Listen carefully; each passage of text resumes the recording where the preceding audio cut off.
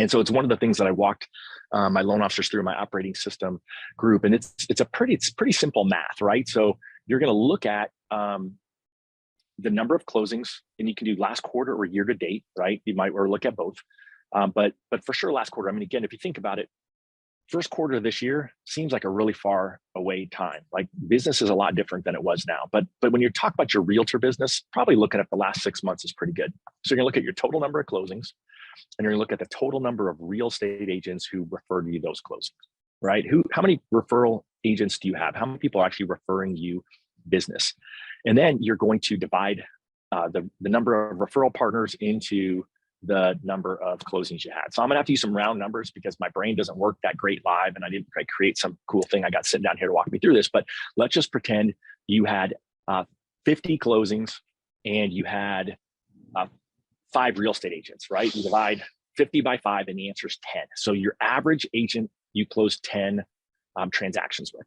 Now, I'm a believer in the law of averages, right? It could have been that 40 of them were with one agent, and then the other 4 agents, each referred you 2.5 transactions. But either way, we're looking at the law of averages here.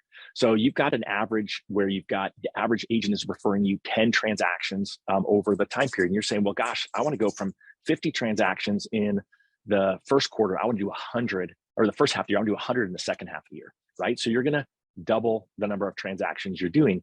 And so again, when you do the basic math on it, you're going to have to double the number of referral partners that you have referring you business. So all you're going to do at that point is take your 100, which is your goal. You're going to divide it by that average of 10, and that gives you 10. And then you're like, oh, okay. So again, Captain Obvious, you're going to take the 10 that you need minus the 5 you have, and there's your gap, right? You call it your opportunity gap. You can call it whatever you want, but you need 5 more agents ASAP in order to hit your goal. And I think that's, as basic as that sounds, I rarely hear from loan officers who say, oh yeah, I'm laser focused. My average realtor partner referred me 3.5 transactions last year. I'm going to grow by 10%.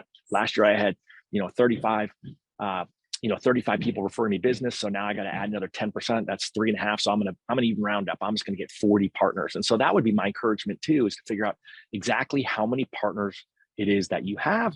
And more importantly, how many do you need to have in order to fit your goal? Remember, definition of insanity is doing the same thing over and expecting a different result. Unfortunately, your real estate agents probably aren't going to double their business, and therefore your business is going to double. You're going to have to double your referral sources if you want to increase your business.